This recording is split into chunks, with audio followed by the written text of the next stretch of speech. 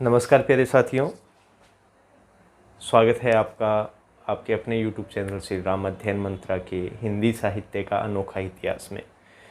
मित्रों, सूर्यकांत त्रिपाठी निराला की कविता, जो एक लंबी कविता है, राम की शक्ति पूजन निरंतर चल रही है। ये चल रहा है नेक्स्ट 10वां पार्ट, जिसमें 30वां पद अपने कर रहे हैं। जैसा कि राम उपासना में लीन हो जाते हैं, मौलिक कल्पना कर लेते हैं। अब जब वो मौलिक कल्पना करने के पश्चात जब पूजा आराधना करते हैं महाशक्ति की, तब वो किस योग को अपनाते हैं, अर्थात वो हठ योग को अपनाते हैं और हठ योग के अनुसार ही वो अपना जाप करते हैं। और हठ योग में जब एक चक्कर के बाद में एक चक्कर पे वो चढ़ते चले जाते हैं और अपना जो त्रिकुटी है वो माता के चरणों में क्या कर लेते हैं, समाहित कर लेते हैं, केंद्रित कर लेते हैं। उसी की बात यहाँ कही गई है। देखते हैं। कर्म से कर्म हुए पार राघव के 5 दिवस, चक्र से चक्र मन चढ़ता गया उद्धव निर्लस, कर जप पूरा एक कर एक चढ़ाते इंदिवर, निज पुरुष चरण इस भांति रहे है पूरा कर। चढ़ षष्ठ दिवस आज्ञा पर हुआ समाहित मन, प्रति जप से खिंच खिंच होने लगा महाकर्षण। संचित त्रिकुटी पर ध्यान द्विदल देवी पद पर, जप के स्वर लगा कांपने थर थर थर अंबर। 2 दिन निस्पंद एक आसन पर रहे राम, अर्पित करते इंदिवर जपते हुए नाम। यहां तक देखते हैं। कर्म कर्म पुनरुक्ति प्रकाश अलंकार है, मतलब कर्म से।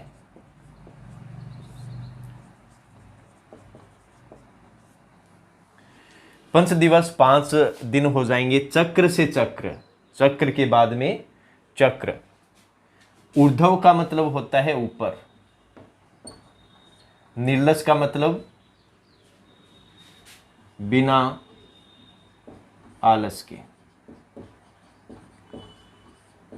आलस से रहित।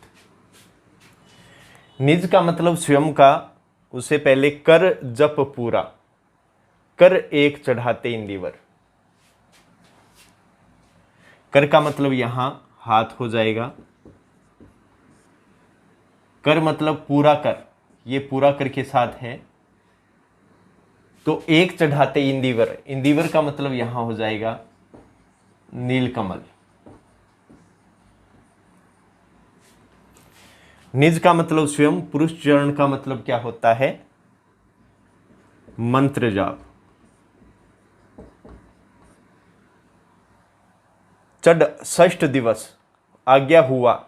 ये देखो मित्रों, ये आज्ञा चक्र है। ये कौन सा चक्र है, आज्ञा चक्र है। समाहित का मतलब हो जाएगा केंद्रित। प्रति जप, प्रत्येक जप में खींच खींच, मतलब खिंचाव होने लगा किसका, महाआकर्षण का, विशाल आकर्षण का। संचित, केंद्रित। त्रिकुटी ये होता है मित्रों बोहे के बीच का स्थान, बोहे के बीच का स्थान। द्विदल वैसे होता है 2 पंखुड़ियां, लेकिन यहां राम के 2 नेत्र हैं। देवी पद, देवी के चरणों में जप के स्वर लगा कांपने थर थर अंबर आकाश। 2 दिन निस्पंद, निस्पंद का मतलब होता है स्थिर। एक आसन, एक आसन पर अर्पित करते चढ़ा रहे थे इंदिवर नीलकमल, जपते हुए नाम, महाशक्ति का नाम जपते हुए। पूरा देख लेते हैं। मित्रों, श्री राम महाशक्ति की आराधना पूजा में लग जाते हैं और राम को महाशक्ति की उपासना करते हुए क्रम में, या कह सकते हैं राघव को, श्री राम को कर्म से महाशक्ति की आराधना उपासना करते हुए क्या बीत जाते हैं, 5 दिन बीत जाते हैं। और उनका, राम का जो मन है वो बिना आलस के एक चक्र से दूसरे चक्र पर क्या होता चला जाता है, ऊपर की ओर चढ़ता चला जाता है। ऊर्ध्व मतलब ऊपर की ओर, बिना आलस के ऊपर की ओर एक चक्कर से दूसरे चक्कर में चढ़ता चला जाता है। मित्रों, चक्रों, ये जो चक्र होते हैं ये हठ योग वाले होते हैं। हठ योग। है का मतलब सूर्य, ठे का मतलब चंद्र, दिन रात। तो ये चक्र 7 होते हैं, ये याद रखना। मूलाधार से शुरू होते हैं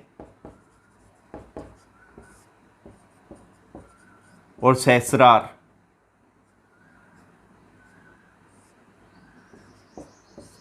यहां तक ये होते हैं 7। कर जप पूरा कर एक चढ़ाते इंदिवर। इस प्रकार राम महाशक्ति का जप या उपासना या पूजा पूरा करके अपने एक हाथ से क्या करते हैं, एक इंदिवर क्या करते हैं, चढ़ा देते थे। निज पुरुष चरण अपने मंत्र जाप इस भांति रहे पूरा। इस प्रकार राम अपने निजी स्वयं के मंत्र जाप है वो इस प्रकार पूर्ण कर रहे थे। 60 दिवस आज्ञा पर हुआ समाहित मन।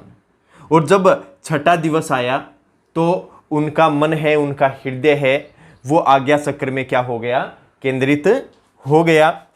उन्होंने अपनी संचित त्रिकुटी पर ध्यान, द्विदल देवी पद पर उन्होंने अपना संपूर्ण ध्यान कहाँ कर लिया, बोहों के बीच त्रिकुटी में केंद्रित कर लिया। और उनकी जो 2 नेत्र हैं वो किस पे ध्यान मगन हो गए, देवी के चरणों पर ध्यान मगन हो गए। जब के स्वर लगा कांपने थर-थर अंबर। इससे पहले ये पंक्ति देखिए, ये ऐसा मत सोचना छूट गया है। तो उन्होंने जैसे ही अपना ध्यान त्रिकुटी और माता के चरणों में क्या कर लिया, एकत्रित कर लिया, केंद्रित कर लिया, उस समय ऐसा लग रहा था कि चारों ओर आपको एक विशाल आकर्षण दिखाई दे रहा है। किससे, राम के मंत्रों से। जब राम जप कर रहे थे, उपासना कर रहे थे, तो उसके स्वर से आकाश भी क्या करने लग गया था, थर थर करके कांपने लग गया था।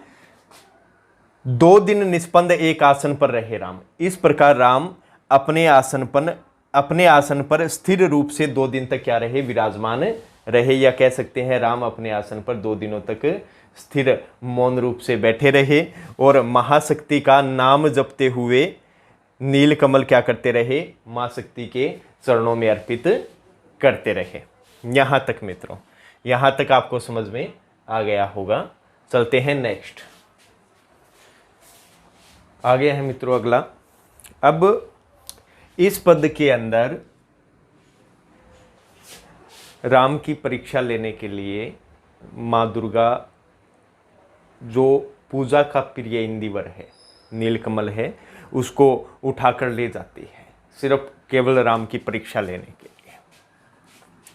8वां दिवस मन ध्यान युक्त चढ़ता ऊपर, कर गया अतिक्रम ब्रह्म हरिशंकर का स्तर। हो गया विजित ब्रह्मांड पूर्ण, देवता स्तब्ध हो गए, दग्ध जीवन के तप के समारब्ध। रह गया एक इंदिवर मन देखता पार, प्राय करने को हुआ दुर्ग जो सहस्रार। द्विपहर रात्रि साकार हुई दुर्गा छिपकर, हंस उठा ले गई पूजा का प्रिय इंदिवर। यहां तक देखते हैं।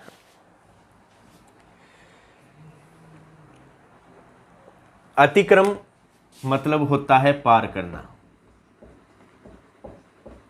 ब्रह्मा, विष्णु और महेश यानी शंकर, शिव कह सकते हैं, उनके स्तर मतलब दर्जा। स्तब्ध का मतलब होता है अवाक, या कह सकते हैं शांत। दग्ध मतलब जल गए या क्या हो गए, नष्ट हो गए।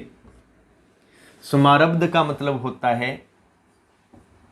क्रियमाण कर्म, क्रियमाण कर्म मतलब जो भी जीवन में अपनों ने जो भी कर्म किया है वो कर्म किया है। रह गया एक इंदिवर, ये हो गया था। सहस्रार ये अंतिम चक्र होता है हठ योग का। ये जैसे आप देख रहे हो ब्रह्मांड, सहस्रार, ये सब हठ योग की भाषा के अंदर प्रयोग किया जाता है, उसके अंदर प्रयोग किया जाता है। सहस्रार अंतिम चक्र होता है जहां कमल खिलते हैं, सहस्त्र दल कमल खिलते हैं। कौन से?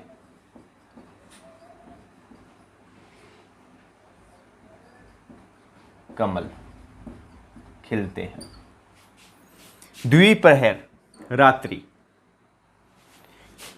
रात्रि के दो प्रहर बीत जाने पर, एक पहर 3 घंटे का होता है, यानी आप कह सकते हो मध्य रात्रि,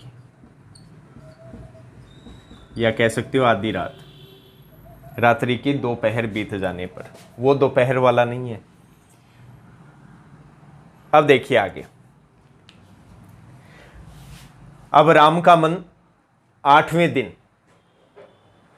ध्यान युक्त था, या कह सकते हैं 8वां दिन था, और राम का मन ध्यान युक्त क्या कर रहा था? धीरे धीरे ऊपर चढ़ता चला जा रहा था।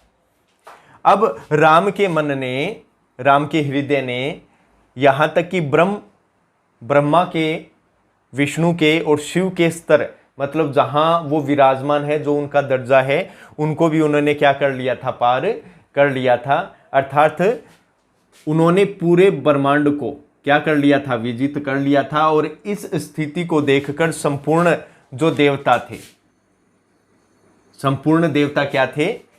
गतिहीन हो गए थे, और वो शांत हो गए थे, अवाक हो गए थे। इस स्थिति को वो अवाक होकर देखने लग गए थे। इस तप के कारण जीवन के जो भी क्रियामान कर्म थे, जो भी कर्म किए गए थे, वो क्या हो गए थे? जल गए थे, नष्ट हो गए थे। अर्थात अब राम सदेह क्या हो गए थे? मुक्तावस्था को प्राप्त हो गए थे। सदेह ये एक साधक की मुक्तावस्था कहलाती है। साधक की यही साधना होती है, जहां पर राम ने ये पूर्ण कर लिया था। अब पूजा के लिए मात्र एक नीलकमल बच गया था। अब राम का जो हृदय है उसे भली प्रकार से देख रहा था, अपने हृदय से उसे देख रहा था कि बस एक नीलकमल रहा है और मुझे शायद साधना है वो मेरी पूर्ण हो जाएगी।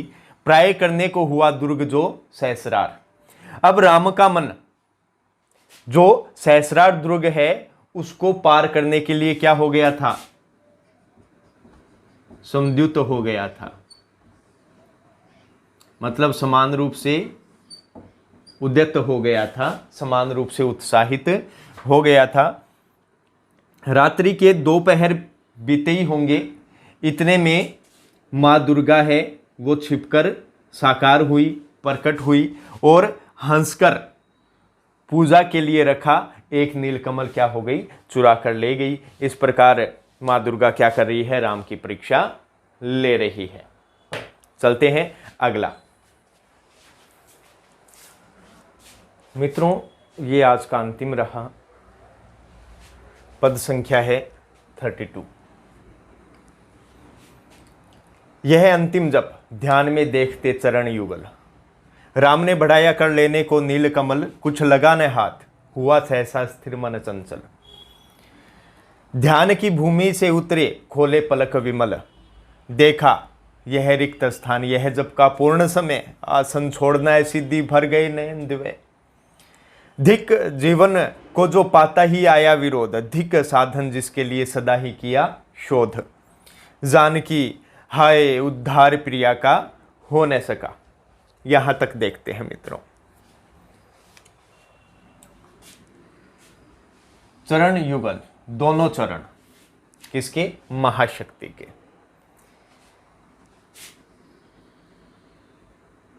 जो राम का मन था, जो अब तक क्या रहा था? स्थिर रहा था, वो अब क्या हो गया था? अविचलित हो गया था। क्षमा करें, विचलित हो गया था।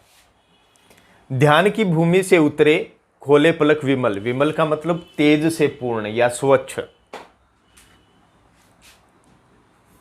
आगे आसन छोड़ना असिद्धि, असिद्धि का मतलब असफलता।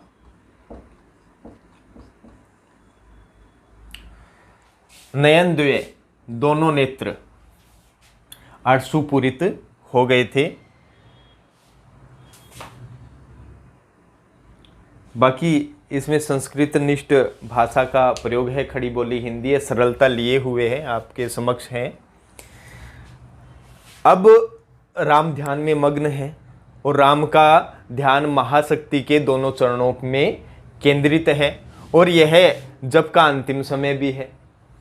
अब जप करने के पश्चात जैसे ही राम ने अपना हाथ नीलकमल को माता के चरणों में चढ़ाने के लिए बढ़ाया, कुछ लगा न हाथ, उस समय उनके हाथ में कुछ भी नहीं लगा। जिस स्थान पे नीलकमल था उस स्थान पे वो नीलकमल नहीं था। हुआ सहसा स्थिर मन चंचल। इस प्रकार राम का मन अब तक उपासना करते हुए जो मन स्थिर था, अब वह वो मन क्या हो गया, चंचल हो गया, अस्थिर हो गया। वो उस स्थान से क्या हो गया, ध्यान से विचलित हो गया। अब राम क्या करते हैं, अब राम ध्यान की भूमि से उतरते हैं, अर्थात उनका ध्यान क्या हो जाता है, भंग हो जाता है।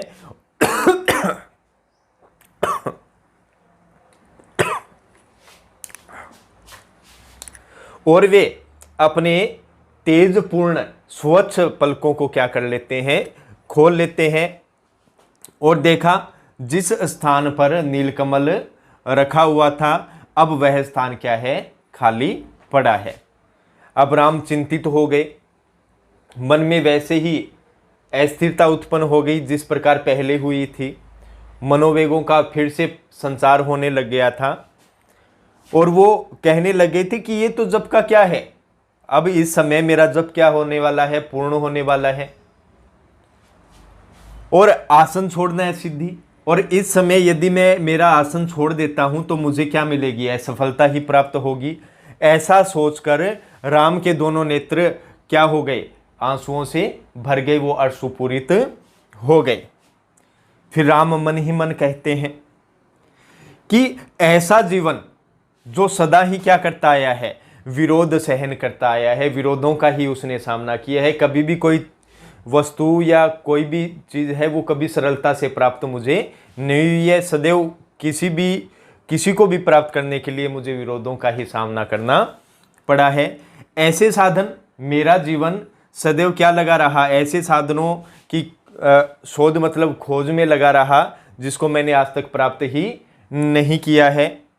फिर अंत में राम पूर्णतः भावपूर्ण हो जाते हैं और सीता जी को याद करके कहते हैं, जानकी हाय, कि हे जानकी मुझे बहुत पीड़ा हो रही है, मुझे बड़ा कष्ट हो रहा है कि मैं तुम्हें रावण के अत्याचारों से, रावण से मुक्त कराने में क्या हो गया हूं, असफल हो गया हूं।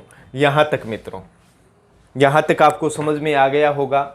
और अब कल अंतिम वीडियो रहेगा सूर्यकांत त्रिपाठी निराला की राम की शक्ति पूजा, जो एक लंबी कविता है। तो बहुत अच्छा हुआ कि आपका सहयोग रहा और आपके सहयोग से ये कविता अपनों ने पूर्ण कर ली है। इसी के साथ श्री राम अध्ययन मंत्र आपसे विदा चाहता है। जय हिंद, जय भारत साथियों।